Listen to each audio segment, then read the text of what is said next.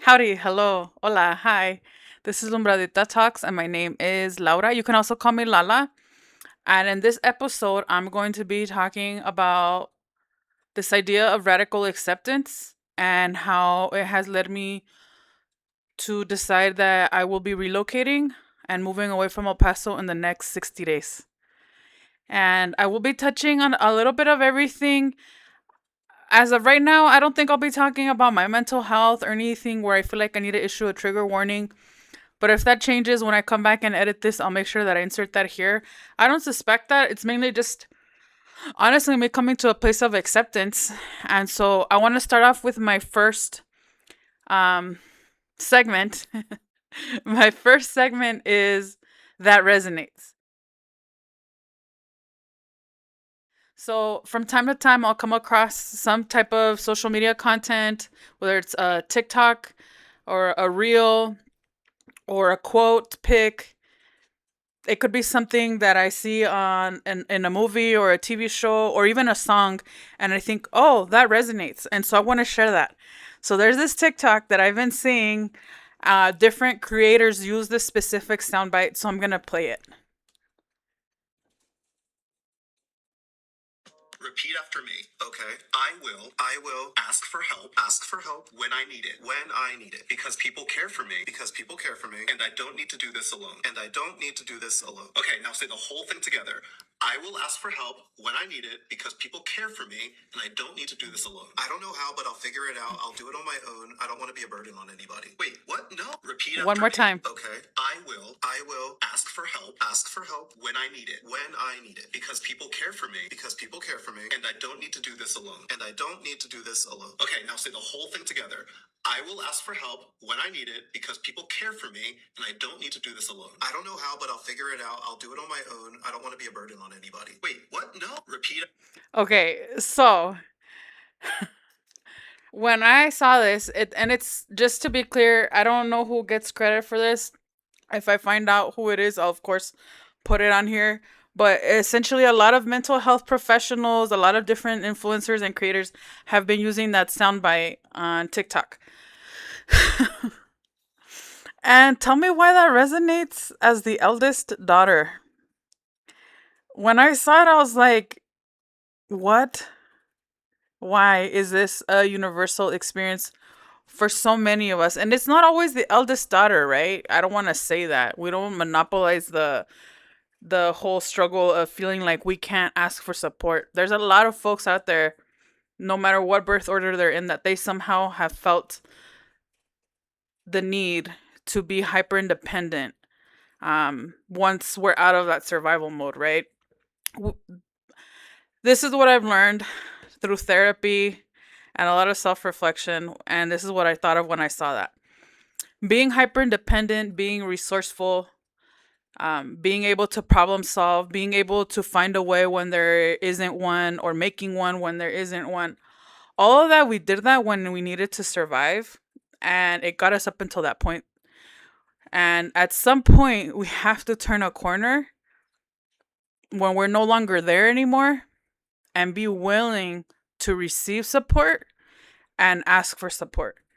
I will tell you that on my journey, that has been a very difficult thing for me. And to this day, it is something that I actively am working on and being very clear on what type of support I need to. I think that sometimes the overwhelm that some of us might be experiencing, that we don't even know what type of support we need.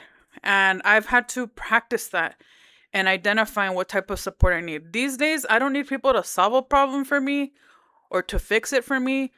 Mainly the type of support that I need is for just somebody to be a witness or to give me a listening ear so that I feel like I'm not alone. And that's for me to even use that word alone, that sometimes I feel alone in this. It's taken me decades for me to be able to say that out loud. Um, it has taken me decades for me to be able to acknowledge that there are certain things that I feel very alone with, and I would like to just be able to share what I'm dealing with. You might not be able to fix this. I'm not asking you to fix this. I just want to share this. Another thing, too, that I sometimes need support with is what I call moral support. That, like, if I need to complete a task or if I need to do something like around my living space, just having the presence of somebody else there. I have found out that some neurodivergents call that body doubling. I didn't even know that was a thing. But I had figured that out at some point, that like me having somebody else there, whether it's my dog Sushi or whether it's a friend or a family member while I'm doing something, really that moral support means a lot more than them doing it. Like, I have no issue washing the dishes. If you want to just stand there or sit there scrolling through your phone while I'm washing the dishes or loading and unloading the washer and the dryer and folding the clothes, and if you want to sit on the bed scrolling through your phone, that moral support helps me out a lot. That's oftentimes the type of support that I need. But it has taken me a long time for me to get to that point to be able to even just say that. I think in my last relationship, I did practice asking for support, and I didn't always get it right, and knowing how much support to ask for it and what not type, like negotiating internal boundaries versus needs, versus also recognizing that other person's capacity and neurodivergence as well. Like, when there's two people in a relationship that are neurodivergent and both have needs, whether it's in a friendship or romantic relationship, or with a family member, recognizing one's needs and also recognizing the other person's capacity and how we can work and support each other, that's something that doesn't get talked about enough. But going back to this, that resonates. That for a very long time, I almost wore this like as a badge of honor, that I figured everything else out. That I figured everything out, that I always found my own way. And to this day, I know I have that confidence in myself and knowing that I can figure things out.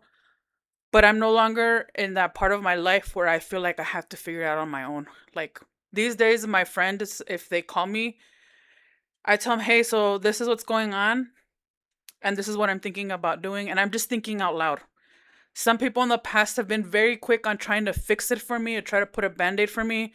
And what they sometimes didn't realize before, and I think some people in my life are starting to realize, by the time Laura brings this up, she has already examined it from every single angle and thought about all these different scenarios. And right now, she's just thinking it out loud and processing out loud. Over time, if I feel like I need support in like generating solutions, absolutely no. At this point, I'm willing to hear them and say, oh, that's interesting. I didn't think about that. I need some time to think about it. That's another thing, too. Another layer of support that I need.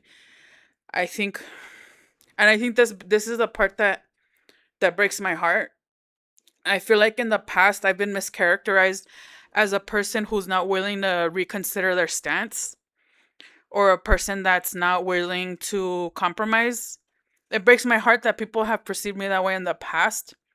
It's not that I'm not willing to reconsider my stance or to make a shift. It's just that I need time and I need more information. I need support with that. Just like I would give a student extended time to complete an assignment or to transition from one thing to the next in the classroom and give them enough time to prepare for that, I, as an adult, I'm realizing that I need that too. So, yeah, I saw that TikTok and it made me chuckle because it definitely resonated. But I will say that I'm a person in recovery of this hyper independence and really willing to ask for support now, but also negotiate what my boundaries are, and then also recognizing the capacity of others. Not everybody has a capacity to listen. Some people might get overwhelmed, and I have to recognize that too, even if they want to express it. So it's one of those things, I guess it's a work in progress. I'll say that. I haven't fully figured it out, but I'm a work in progress with that, and I definitely will say that over the past year, I've come a long way with it. Okay, so this next segment is called Help Me Understand. Help me understand. Sometimes I come across something and I'm like, oh, wow, I had no idea. But what do you mean? So, my entire life, there have been things that I have realized or uncovered. And then other times I'm like, that makes no sense whatsoever. One of my cousins, and I think I mentioned it in my last video when I brought up this segment, we were talking about my workplace situation back then. And I was just telling him, telling people off is not an option. And there's this whole series of TikToks talking about how do you professionally say fill in the blank, right? Like, how do you professionally tell somebody that they're not so smart, or that they're not making sense, or that they got you messed up? And I'm not cursing because, I mean, Just fill in the blank with the curse words if you want.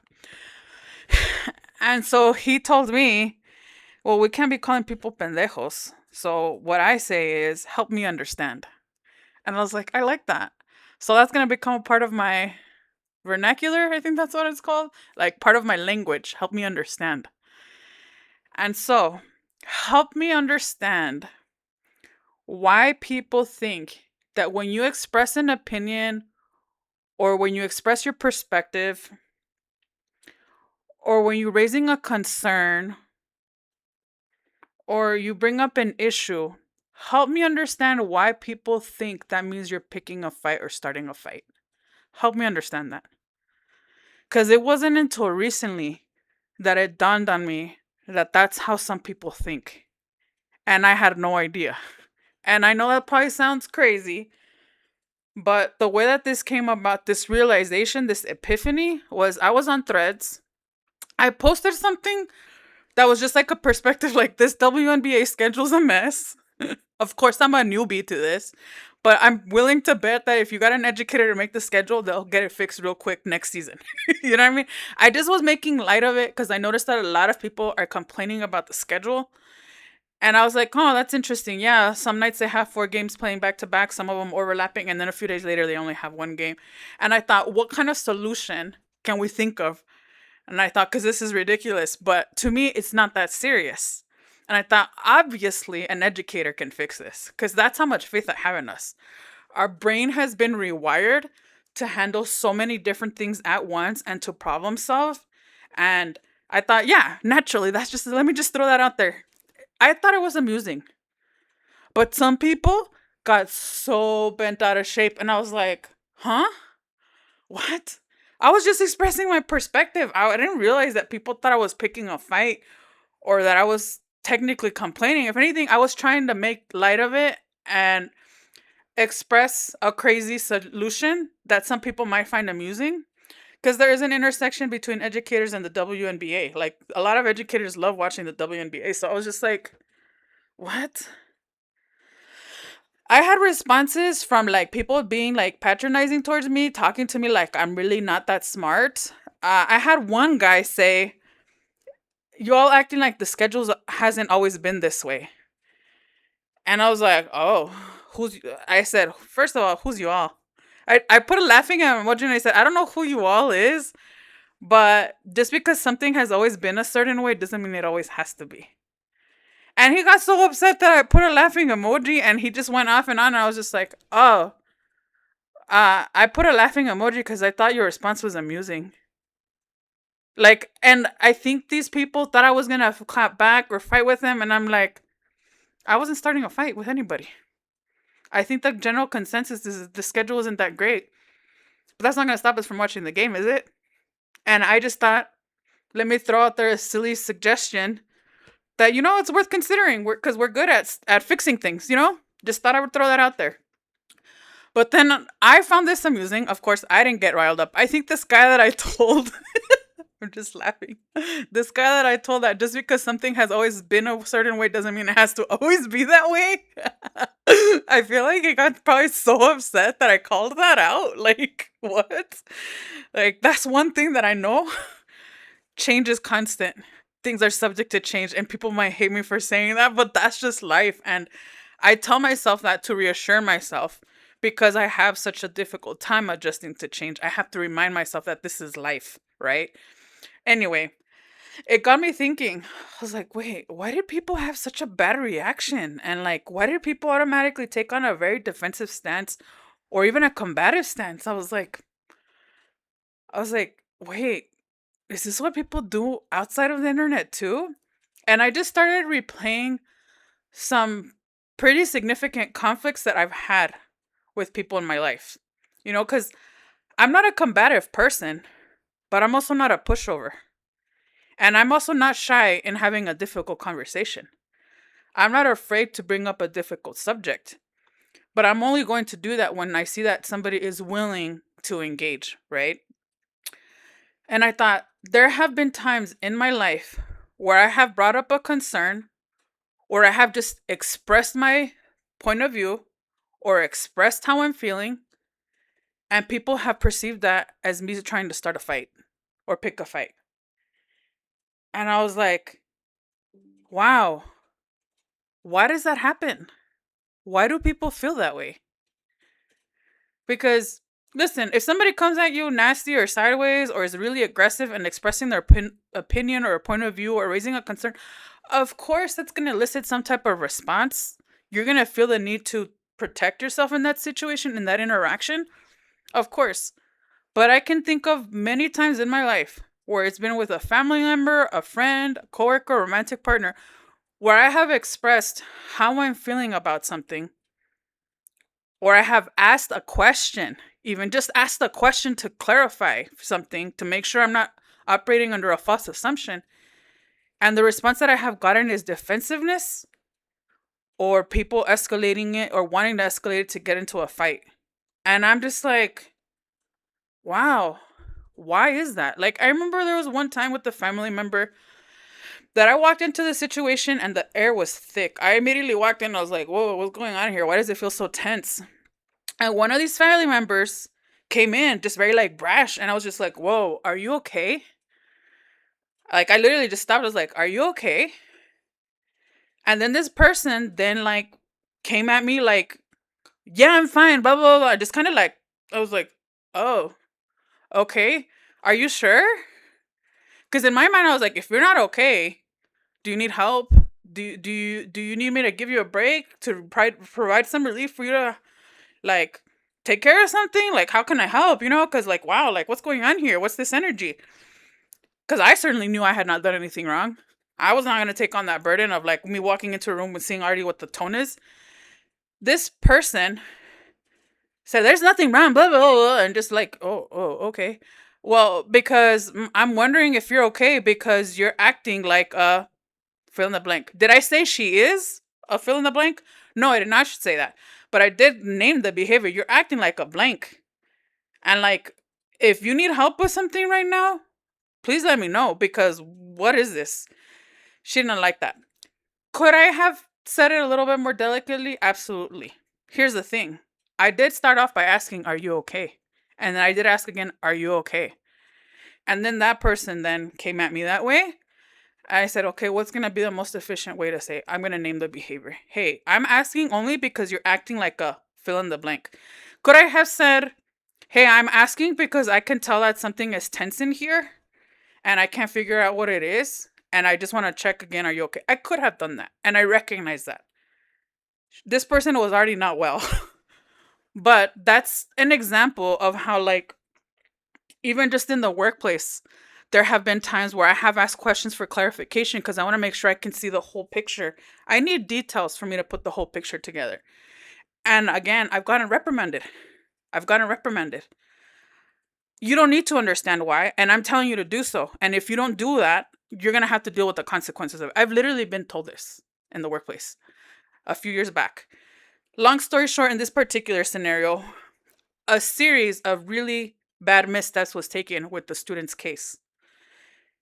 And I wanted to make sure that I understood when things took a turn and why certain things were being implemented on the student's plan. And I said, okay, so can you help me understand when this happened so that I have a full understanding of the thing? I treaded very lightly when I was asking this question because I wanted to understand the situation. And this person, I guess, perceived that I was questioning them when it wasn't. I just wanted to make sure I had an accurate timeline of everything. And I got reprimanded in front of all these staff, and I was just kind of like, oh, so you basically don't want me to ask any questions. You basically want us to fib it when you're possibly facing a lawsuit. Got it. Noted.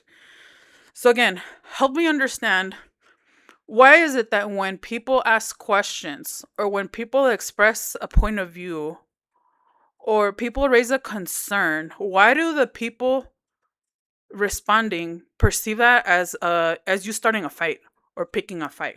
Why is that? Can somebody illuminate that for me? Because I didn't have that realization until recently, and now I'm replaying back any conflict or any friction that I've had with somebody that always surprised me, and now I'm starting to realize that that was part of the issue. That like I was approaching it from wanting to get clarity or me just expressing something, And that's the way that I was received. And I think this is not unique to me. I think this is an experience that a lot of autistic folks have, communication differences, because a part of my evaluation and me talking about it with my psychologist who evaluated me was how I experienced communication differences. And somebody might hear that and think, well, Laura's hyperverbal. She's like a certified yapper. She could talk all day. This is true. I will be the first to admit that. But the communication differences come in things like this, where I didn't realize it until recently, that people perceive these things as picking a fight or starting a fight. I have a theory, but I don't want to answer my own question. That's why I'm asking. Help me understand. I have a theory that some people don't have healthy conflict management skills, and their initial response or instinct, for whatever reason, is to become defensive or combative. I feel that some people don't have healthy communication skills, that are not willing to have just a simple conversation without thinking it's just a conversation. Like, I have a theory. I think that might be it. Like, some people don't think that you can have a conversation where you're expressing differences of opinion and not escalate that, and not lead to that person then name calling you or tearing into you. I have that's my belief. I don't know what else to think. I think there might be some misogyny there too, in my case. That they expect me, some people expect me to be submissive and to not have a backbone. I don't know. But help me understand. Why do people think that you expressing your opinion is an invitation for a fight or a conflict or an argument? Because the one thing about me at this point in my life is I don't have to attend every invitation.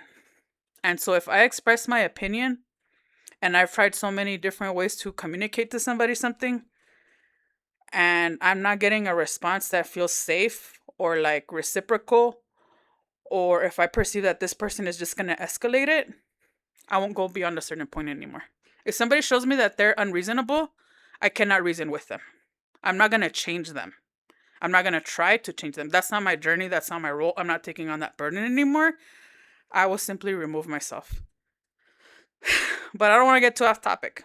Anyway, so now the purpose of this episode, I'm going to just jump right into it, is for me to share the update about how I am going to be relocating within the next 60 days.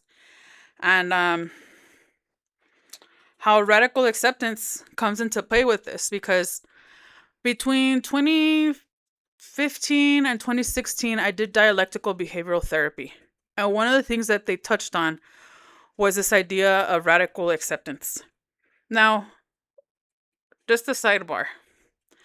I want to acknowledge that a lot of the therapy in the Western world, part of the world, has in some ways appropriated culture and philosophy from the Eastern world. Radical acceptance and mindfulness, those two things, are an example of that. So just wanted to put that out there. But I came across this idea of radical acceptance almost 10 years ago. And one of those things that I have talked about with my therapist is I have a difficult time adjusting to change. It takes me time to process change, or for me to integrate information to be able to make that change, right? There's also been a part of my journey where I feel like I have lost trust in myself because I have doubted my intuition and thought it was anxiety. And I realized that me disregarding my intuition does become anxiety. And then I end up getting off track or not where I had wanted to be in certain cases. All this to say that part of my journey has been really reclaiming the trust that I have in myself, and me really honoring my intuition, and that I have enough lived experience at this point to know that my intuition doesn't steer me wrong when I do my due diligence in terms of like really examining all the facts, really going on how does my body feel in this situation? What does my spirit tell me? What am I hearing from the universe? Like, does this align with who I am? And one of the things that I have been knowing for the past 2 years is that I need to leave El Paso. And I'm heartbroken about it. I'm heartbroken about it for many reasons, and I will talk about it. Like, when this relationship that meant so much to me ended in 2024, um, for a minute I felt very destabilized because for the longest time I had my own internal compass and my own sense of direction. Even if I was still figuring out who I was, I always knew forward, move forward. And when that happened, I felt very destabilized because I was like, wait, I had this imagined future with this person, and now I don't even know what it's going to look like. And so I went from surviving minute to minute to hour by hour to day by day because of how much grief and heartbreak I was feeling. And when I was left in El Paso and this person left El Paso, I was like, well, I only moved back to El Paso because both of us agreed to move back to El Paso. And now I don't really feel like I have a reason to be here. And that's not me being a jerk and that's not me being ungrateful. But I was like, yeah, no, I don't think this is where I'm supposed to be indefinitely. I don't think this is the end of the road for me. I don't think this is where I'm supposed to lay roots if I'm ever going to lay roots anywhere. But it's going to take time. It's going to take time and I have to figure it out. So in 2024, um, the school board voted that they were going to close that school that I was teaching at. And in January 2025, a new president took office. In February of 2025, I started going fully remote with my new job. And in May of 2025, I had already been living at this apartment by myself for a year. Like time, I like blinked. Like in May of 2024, I moved into an apartment by myself here in Central El Paso. And then I blinked and it's May of 2025 and a year has already passed. In that year, so much had changed. So much had changed. Like the school board announced that it was closing. My principal supported my decision to separate from the district. I went fully remote. And then a few months in going fully remote, my manager told me that I was going to be transferred to another school because of restructuring and overhiring. So then I started working at my third school in that year in the span of 7 months. And in the middle of all this, I thought I want to leave El Paso, but I just feel like there's too much going on right now, and I just need things to slow down. I need things to settle for a minute before I really reconsider what I'm gonna do. Because in May of 2025, I had the option of getting out of El Paso. I was doing okay at that point, like to be able to leave El Paso. But I also had this thing that was looming over me, my house in Odessa, which is like 4 hours from El Paso. And I was like, what am I gonna do with this house? My tenants are gonna still be there for another year and a half. Well, what do I do with this house? Because I want to sell this house, but I have tenants there, and legally, I'm not gonna just sell that house while and leave people unhoused. I'm not gonna do that. So it's like I have to figure out what I'm gonna do with my house and where I'm gonna go. Are both things gonna happen at the same time or at separate times? I don't know, but I need to give it some time. So in May of 2025, I decided to renew my lease up until November of 2025. I was buying myself more time. I extended my lease. Then October of 2025, so June, July, August, September, October, 5 months later, there's a government shutdown. Up until this point, I've been working two jobs, my full-time job and then my contractor freelance job in the evenings.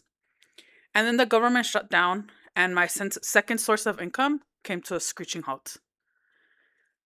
And I was like, oh, well, it hasn't even been a full year since this fool got elected and took office. And now I'm seeing how it has slowly started to affect me financially. And now it's really affecting me financially because this ed tech company that I was working for basically 8 months later and went bankrupted itself.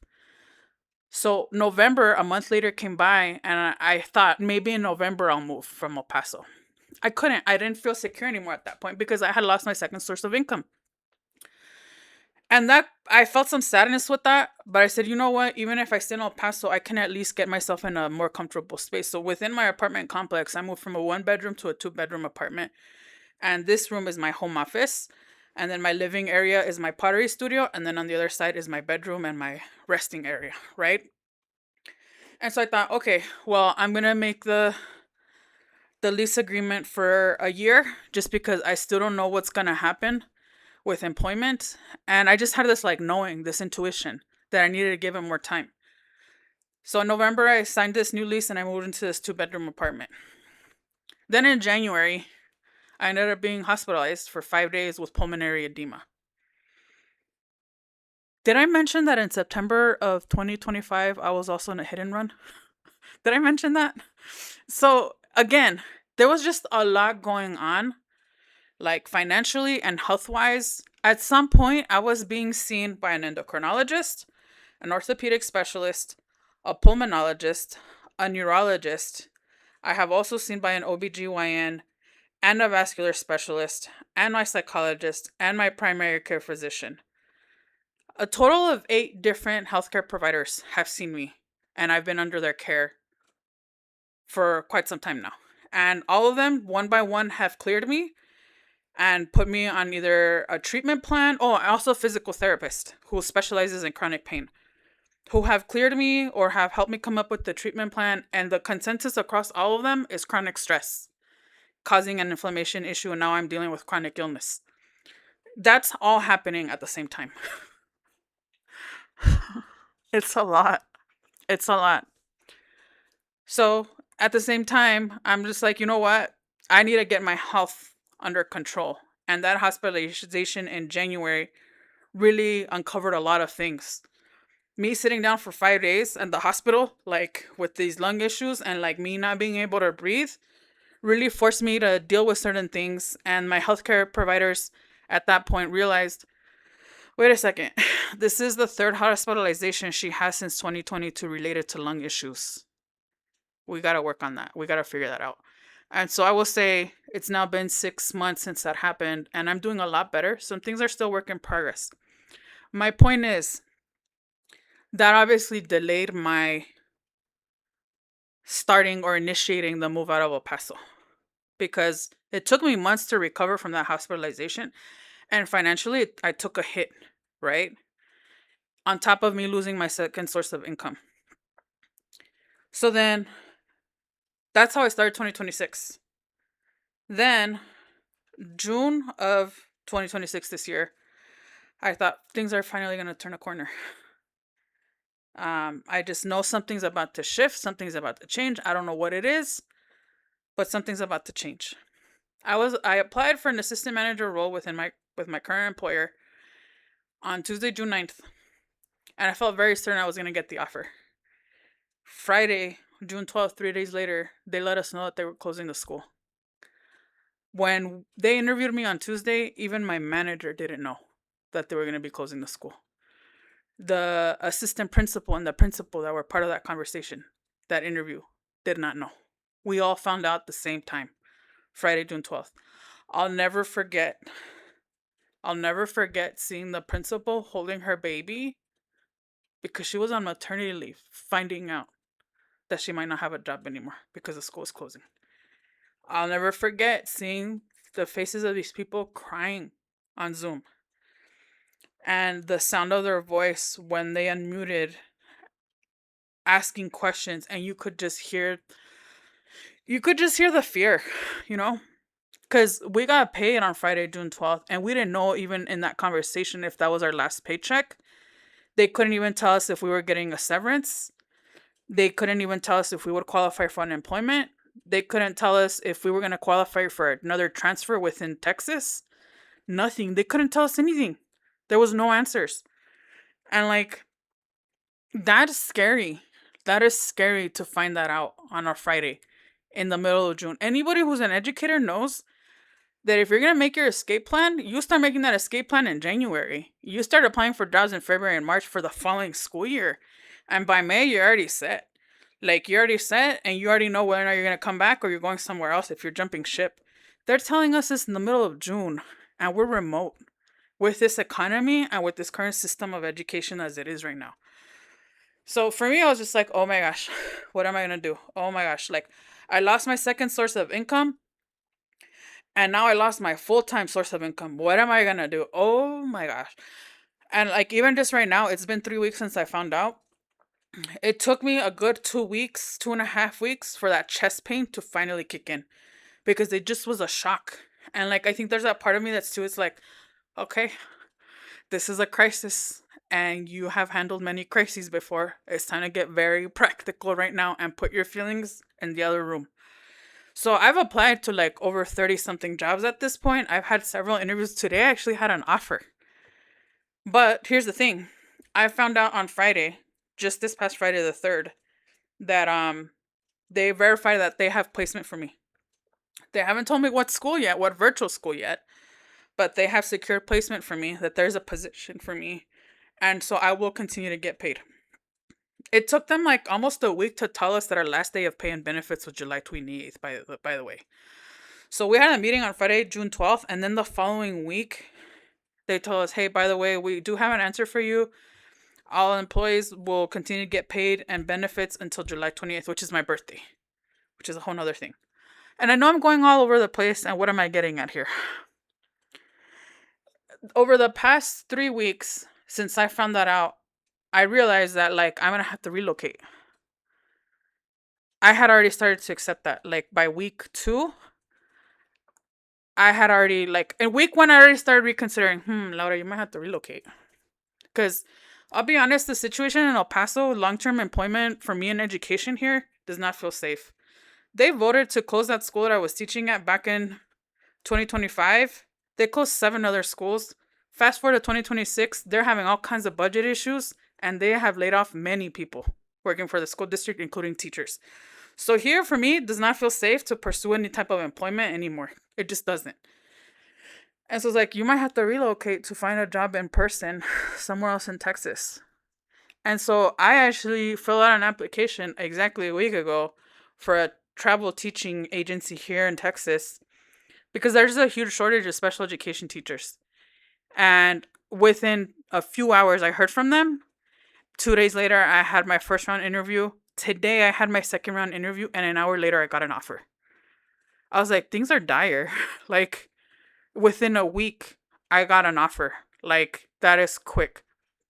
So I have that in my back pocket, right? I haven't accepted it because I know that I have remote employment. This job that I got an offer for was in person, and it's a contractor job that pays really, really well as a special education teacher. They were reconsidering me, placing me in Dripping Springs, Texas, which is south of Austin, Richardson, Texas. That's where I interviewed today. That's north of Dallas, and then Cedar Hill, Texas. That's south of Dallas. So I'm not gonna lie to you. Like, when I had that interview today for Richardson, something about it was just kind of like, this sounds very compelling. This sounds very compelling. This interests me, but I'm not desperate to say yes because I have a lot to consider.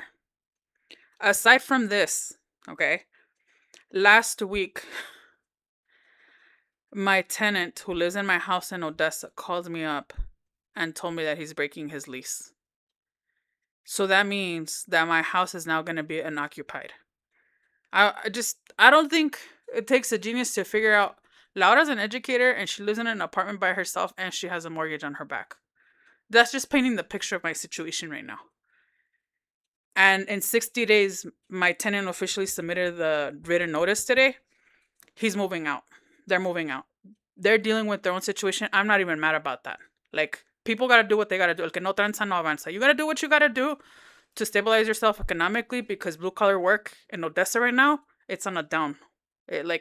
Usually that economy booms and goes on a downward, up and down, up and down. Right now they're on a down, and that's unfortunate, but he's got to do what he's got to do. That's not the point. Basically, what I'm saying is in the span of 2.5 weeks, I realized that I was facing insecurity with my employment and insecurity now with my house and living situation. All this to say that when I had this phone call with him last week, in 2.5 weeks, that's a lot of information to process. I didn't know if I was going to have a job when he called me. They didn't tell me till days later that I had a job. So when he called me, I didn't know if I had a job anymore. And I didn't know what was going to happen with my house. Everything just felt like the ground beneath me, God just completely came, like, I was like, what? Everything felt shaky for me at that point. And I was like, you know what, Laura? This is the universe telling you. You no longer have time to sit here and contemplate whether or not you're moving out of El Paso. You're moving out of El Paso. That's what this is. Like, me contemplating on this change is no longer an option. It's hitting me in the face. Like, it is right there, very clear that I have to move. And so I had that conversation with my tenant on Tuesday. And then I had my first round interview on Wednesday for this job in Richardson.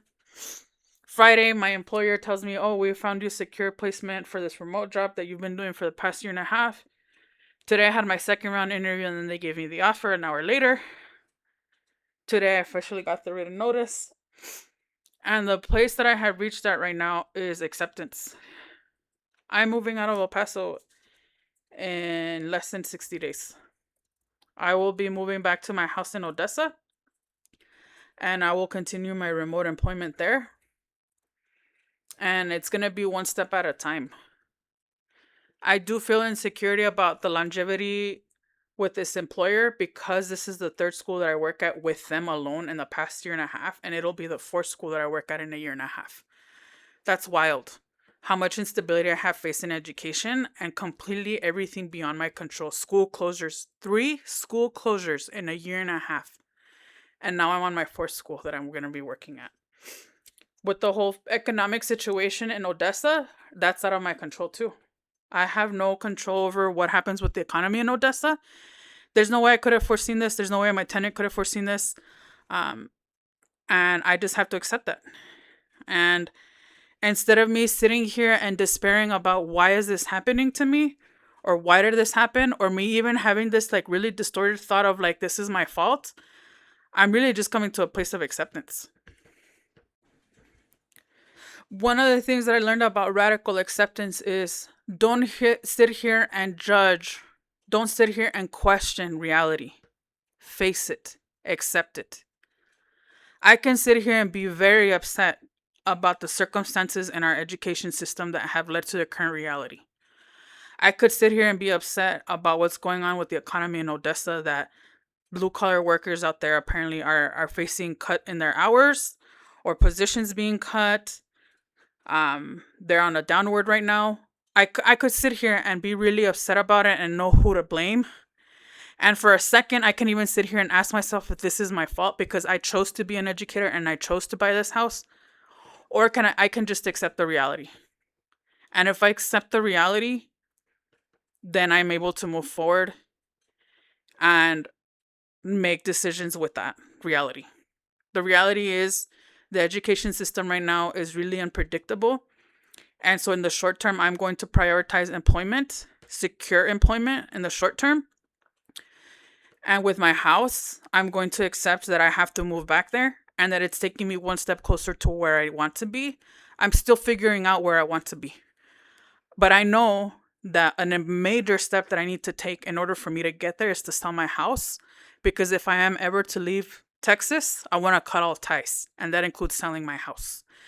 And so, did I think this was going to happen right now? So soon, so quick, all of a sudden? No.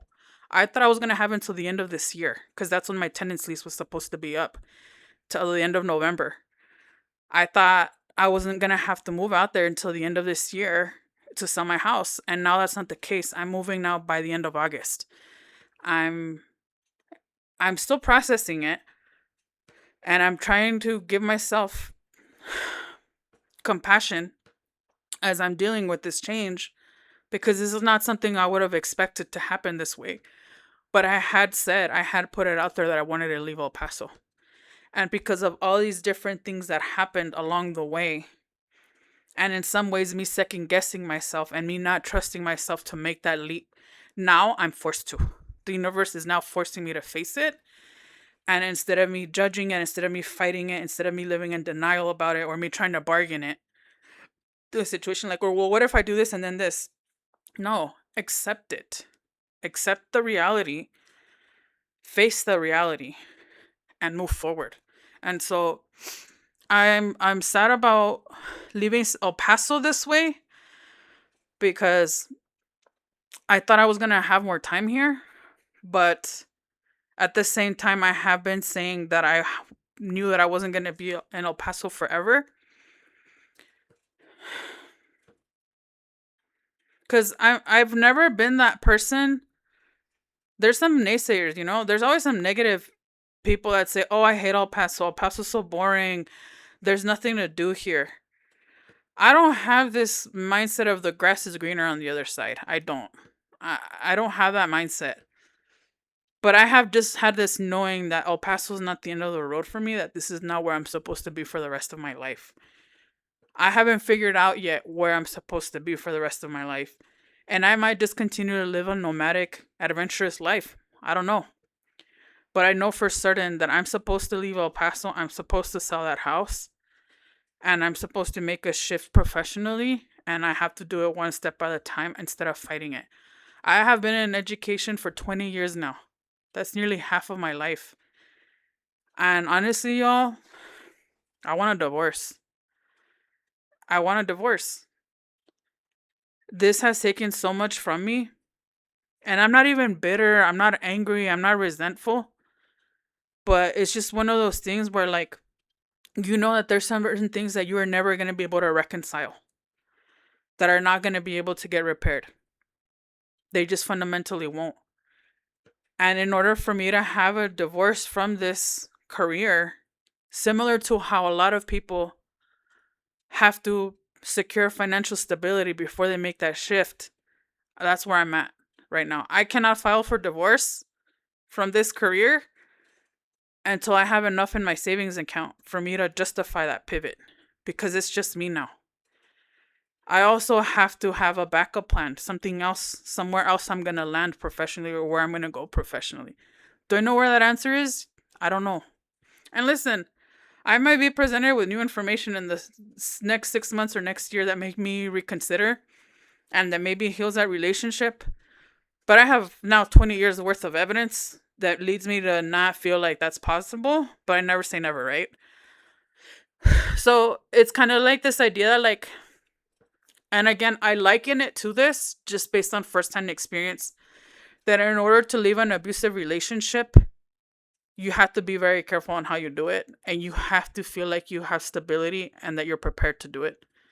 And that's how I kind of feel right now. And I know it sounds pretty serious and even a little bit ominous, but I cannot just automatically leave this profession without having somewhere else to land where I will be able to survive and make ends meet.